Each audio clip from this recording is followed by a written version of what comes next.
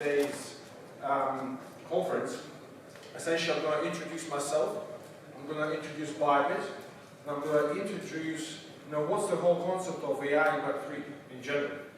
Then we're going to have Crypto Inside UK, Will, to present to us essentially what was the KL, right? What's content creation as such in the Web3 space. We'll have Boyan, who's a founder. He's going to talk to you about how to be a founder, about his project, about his journey. Okay, many of you guys potentially, you're younger. Your careers are just starting, so possibly, maybe some of you are going to become co-founders, founders. You never know.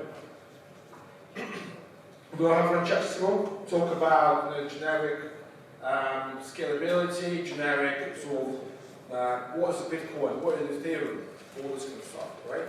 And I'm going to talk about the idea of AI and into Web3 security. Right? So I think Web3 security is very important because security is a whole different market. Right? It's $1 trillion market, and there's so much going on. You just think, you go to your local library, and then you realize every single computer there is a software installed, and they pay you money. Right? So, Crypto AI built a challenge. It's a very good idea. So, how many of you guys, what kind of, I want to address the crowd. So, who's doing what major? Who's doing computer science? Right? Who's doing engineering? Any form of mechanical? Alright, we have some smart people here, right? Smart crowd. Love it. Who's doing electrical engineering? That's the hardest one. No one's doing electrical. Okay, that's interesting. Electrical is very hard. One of my best friends actually do electrical. I was seeing what they have for exam. They don't understand anything. Okay?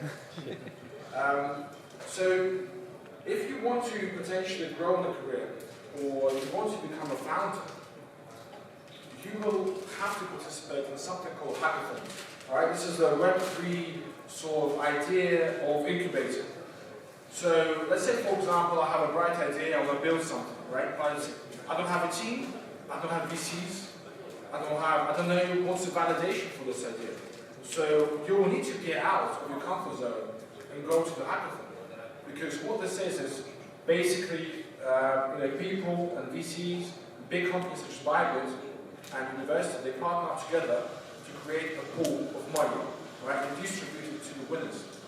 Right? So if you win, not only you are able to connect with other people, right?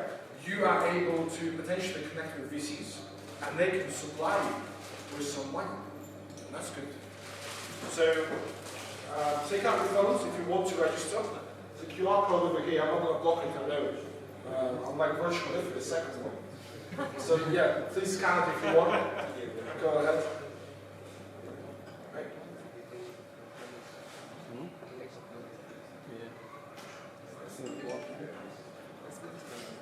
So I want to talk to you about the crypto arc. So how many of you guys go to the library? I know you probably have a library for, yeah?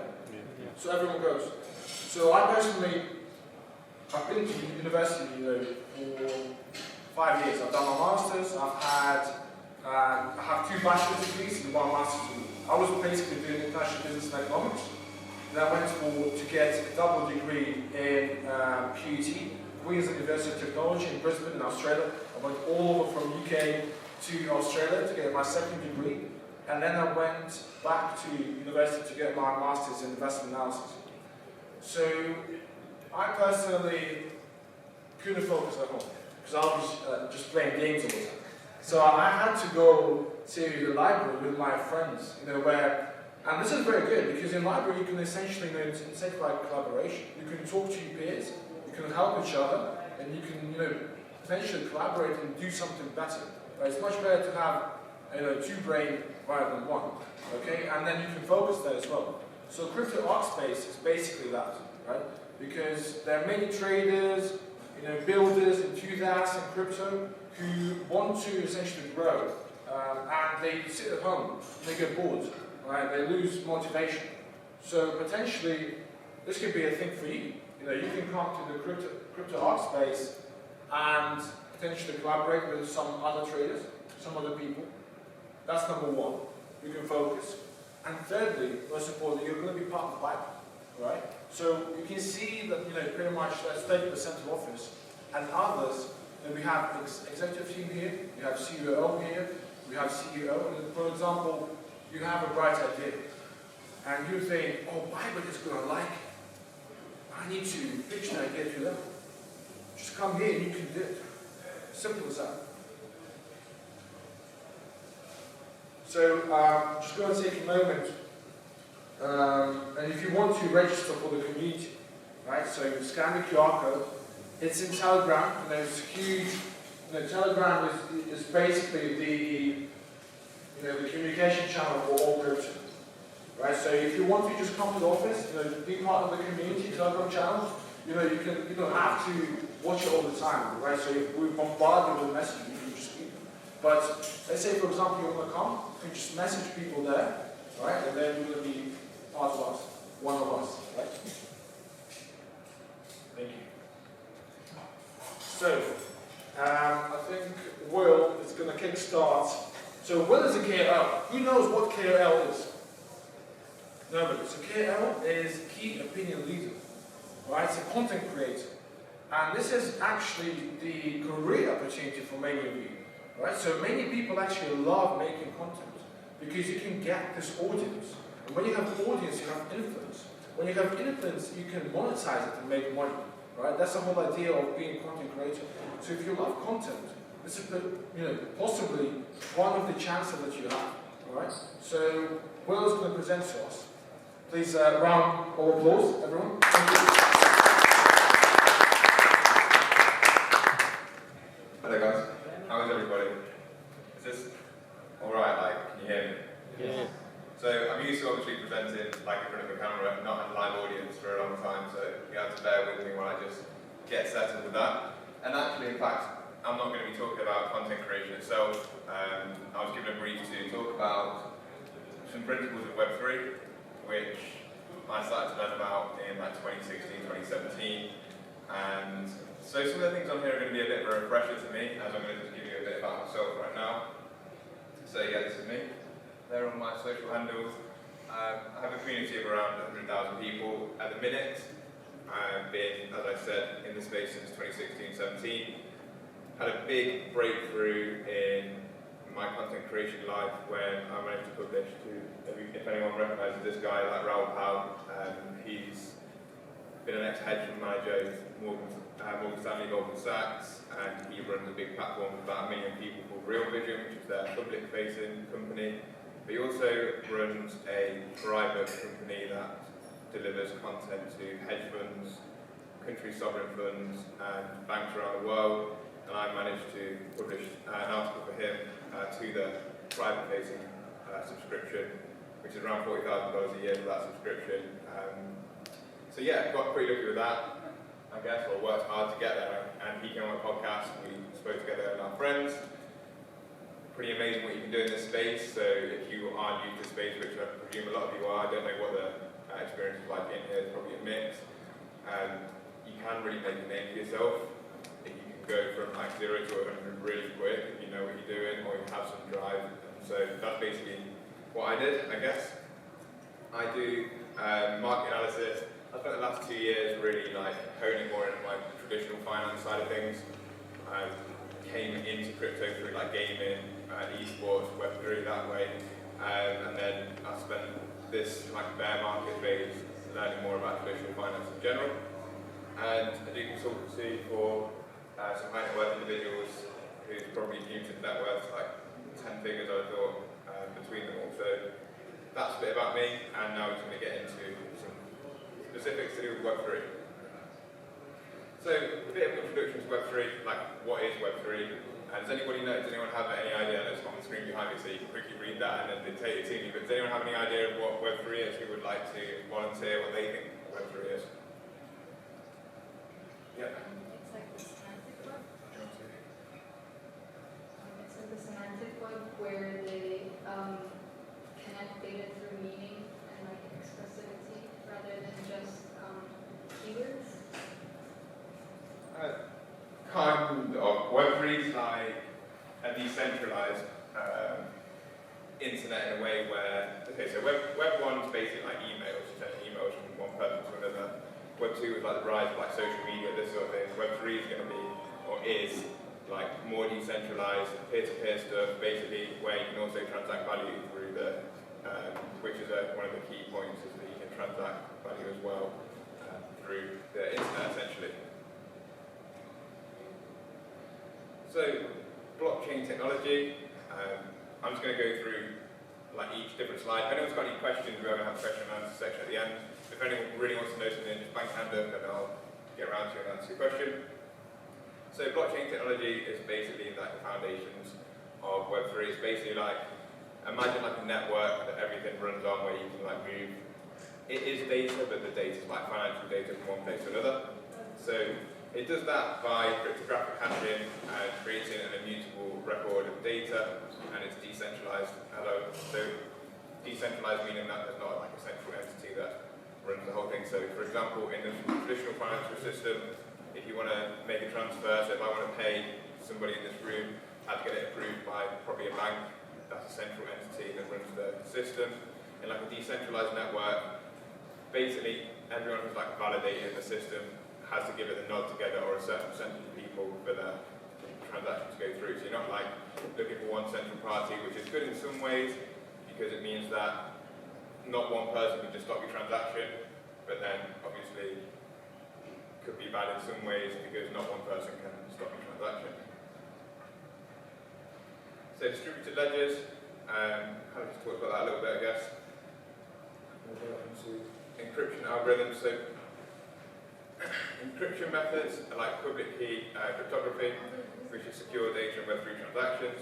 Public and private keys encrypt and decrypt data, ensuring confidentiality and authenticity. Encryption algorithms protect user profile and secure sensitive information in a decentralized way. So this could be a lot for like people just who don't know much about crypto, but it's important to understand that the way that security works around the protocols. So consensus mechanisms are different ways that you basically find consensus or agree on how the network is going to run. You have a few of the most common ones are like proof of work, which would be something like Bitcoin, which essentially transfers, it's not exactly like this, but it essentially transfers energy or like hash rate to keep the network secure. And in like a proof of stake, it essentially has like you stake your asset in the network to keep the network secure. Just going to keep it as simple as that. How much of an understanding of blockchain do people have here? Like, has everyone here interacted with a crypto wallet before? In any way? Has anyone here interacted with a crypto wallet? Okay. Few. Okay. So this might be a bit like high tech for this. I don't know if it is or not. Just if you, as I said, guys, if you do want to know anything, please don't be shy. Like I don't normally present to people. I was just given this to present to you guys. I could talk to you guys about whatever you wanted. So if you wanted to make this a bit more personal, I can talk about anything specifically, but we'll just continue with this for now. So like layer 1s and layer 2 blockchains. A layer 1 would be something like Ethereum. I don't know if you've heard of that. But they can come with their specific problems, like, for example, like processing or like transaction, like the amount of transactions they can do per second or per minute, whatever. And then people basically build on top of that to try and eliminate some of these problems. So if we use Bitcoin, for example, it can take like 8 minutes to basically process a transaction, for the transaction to go through. So then people were like, cool, I want to use the security of Bitcoin, but I don't want to have the problem where it takes so long to pay someone. So then they built a thing called Lightning Network, which basically allows for faster transactions per second on the network. So that's like layer 1s and layer 2s. Decentralized finance, DeFi, basically brings the world of finance on chain and doesn't have one like single entity basically controlling that. So it allows you to do things like lending, borrowing, trading, different smart contracts. And smart contracts are basically like a contract that you have offline, but basically just on a network. So like let's say I loaned you some money and I wanted to have it paid back with 2% interest in a year's time. instead of going to the bank and signing this together, we could just create a contract online, and the contract would like basically say whether, like yes or no, to whether we pay the money back, and then certainly interest as well. Basically how smart contracts work in like a simple form.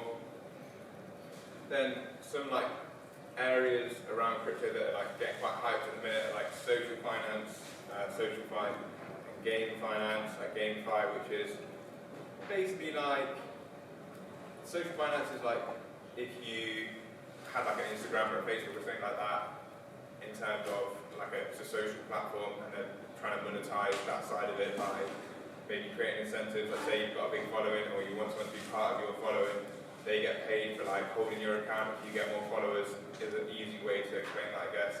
And gaming finance is pretty simple to understand. So imagine you're in a gaming world, like let's use Fortnite for example. People probably play Fortnite here.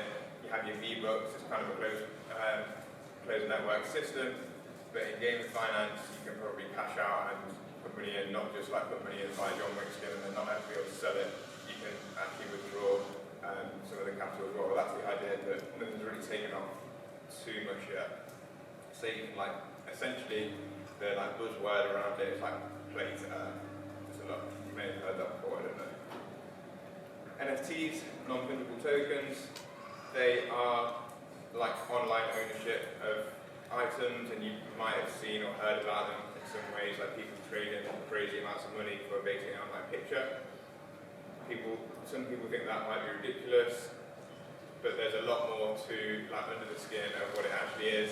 The most important part for me, I hold a Board 8, which is like what used to be quite a big project, but it's coming down a bit at the minute. But the most important thing about it for me is that it's like genuine online ownership, so there's only like one of the specific item that I have. So that is a way to show licensing kind of product essentially. So artificial intelligence and Web3. Now I'm not very specialised in artificial intelligence, we've got some people talking about that after me, so I'm going to leave that to them. Security, we've got people talking about that as well. But some different ways to stay secure in Web3 if anyone is trying to create a wallet or something like that. You get a few different things, so you have like a hardware wallet, a software wallet. Software is basically like an app. Hardware wallet could be something with like an airlock, so maybe like a Ledger or a Trezor or something along those lines. You have multi-sig wallets, which means that more than one person has to confirm the transaction for it to move in or out of an account. But I hope this is like making you think, or I hope I'm explaining in a way that you guys can understand this. We're trying to, in the crypto space, bring people from traditional finance, like almost online, where we can like manage our own like sovereign wealth. Essentially, we can basically be our own banks. And yeah, that's the end of my presentation. If you want to know more about like content creation, I can go into that. Or if you've got any questions about anything specifically, please feel free to ask me. I didn't know what the like base was going to be for understanding the crypto specifically, but yeah, anyone got any questions? I think you get a prize if you ask a question as well. So. Any questions?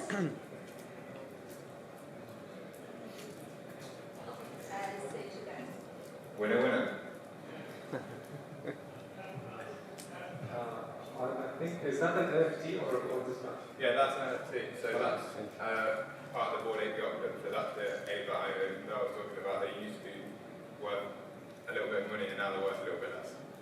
So it's basically one of 10,000, well 9,999, because someone decided to burn one of theirs. I don't know why they did that, but it gives you access to a community of people who either believe in the project or the idea around it at the time, which is still the case because I've actually met some amazing people through the project itself, is that people who are innovators or have a network of a specific amount and want to network with other people who are innovators or in the space as well, get something like that, and it's called that IP, and then you know who's got that because you can verify it in wallets and you go and like meet each other and chat. All these sorts of like magical things may or may not happen from those sorts of meetings. So yeah, that is the long and short answer. Sorry about that. So you own it? Or? Yeah. Okay. That's why cigarette, and he's my like profile picture on a social media account. So I use that as like my IP to like intellectual property. Like that's my face like online, basically. Hello, thank you for the presentation. It's great. I wanted to ask, what do you think, in your opinion, is the reason for the drop in NFT? I remember it used to be something that's booming 2 years ago or so, and then suddenly all dropped, all the NFTs prices dropped massively. What's your opinion on that? Yeah, that's a really good question. The way that I'm going to attack it, maybe in like, is my own personal opinion. It's not necessarily true. It's just what I believe. And in markets in general, we have like liquidity cycles, and within like the Ethereum ecosystem, we're talking about ETH NFTs. They're kind of like liquidity cycles too. So basically, like when people have a lot of money in the market, in general, like everyone's got a lot of cash, you might go out and buy like a Rolex or a Lambo or something like this. And then when liquidity starts to dry up a little bit, you're like, and people start selling their Rolexes, and all of a sudden your Rolex starts to depreciate in value, and you need some cash. Oh, I need to sell my Rolex because I don't have much money at the minute. This is kind of the same, in my opinion, with like altcoins, so crypto market specifically. In fact, it quite closely tracks like the business cycle, but also like NFTs quite closely track like luxury goods market. So, for example, the Rolex I just gave. So when people make a lot of money within the Ethereum ecosystem, they might like want to flex on other people or things like that, and then so they buy an NFT when it's at a ridiculous price because they're like, oh, just how anyone might want to buy a Rolex, like, oh, cool, look at me, like, but a Rolex is like social proof, and then prices rise, and then when things start to come down in value, prices then fall when they're trying to liquidate for cash. So you think it's going to come back again? Is it going to come back again? My belief is that it will. That's why I still like hold my asset. But who knows? Like it's in the crypto space, like you can't. Well, actually, one good piece of advice for anybody in here is never like invest anything you can't afford to lose. So if you don't be taking loans out to be back into crypto, no matter what anyone says to you, it's my personal opinion on that. So. Yeah, okay. Thank you so much. No problem. Any more questions? Only last one. Last chance. Okay, I see. Okay, so I have a small question regarding the direction of all of this. How do you believe the direction of it is looking in the future? Sorry, could you pull that a bit closer? Okay, sorry. How do you see the direction of this in the future? Like there's some stuff, for example, like Web3 and AI, that's really huge right now, and everyone is like focusing on it and developing it. So other stuff, for example, like NFTs, where it's a bit of both sides. Some people feel it's ridiculous, some people are investing in it, and something like cryptocurrency, how the values all over the place. How is it looking for the future? How people are trying to like balance it out? Do you know what I mean? Yeah, that's a good question as well, and I think that's obviously why you guys are here. You're kind of interested in what you think is going to happen in the future. But me personally, I believe that Web3 in general, blockchain in general, is going to be an essential part of the future of finance. And I'll get onto the NFT question after I've answered the question about blockchain specifically. It's like 97% of central banks around the world are currently in some phase of testing or piloting central bank digital currency, which in some way is going to be run on a blockchain. So blockchain technology is probably going to touch everybody's life in some way. Which cryptocurrency specifically survive is speculation within the market on what you believe and what you think different things are building. In regards to NFTs, I personally believe they're going to survive, even if it's just in, not necessarily in like PFP collections like this, like profile picture collections, not necessarily like that, but in ways of like ticketing and online ownership and proof of online ownership of things. I think we'll move to digital identification and maybe tied to that you'll get tickets to maybe different events or your hotel rooms or your flights for airlines, anything like that. Maybe your passport will be tied to your birth certificate, and all these things will be online. And you need a way to prove that that's a one-of-one, that's the real one, and that is actually you. And that's basically where NFTs can prove, because they're verified one-of-one specifically in that case. But yeah, that's where I think that blockchain has a future, because our infrastructure, in my opinion, is going to be built around tokenization as well in the future. Everything or more things will become tokenized and moved on to blockchain. Whether specific crypto, specific projects or whatever survive is pure speculation on how you might think that they may play a part in the future of finance. So I hope that kind of answers your question. Thank you guys. Let's have a nice.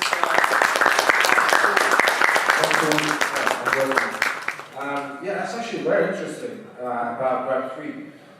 I honestly didn't know that much as you have, but very good questions about NFTs. So I think everyone knows about NFTs, right?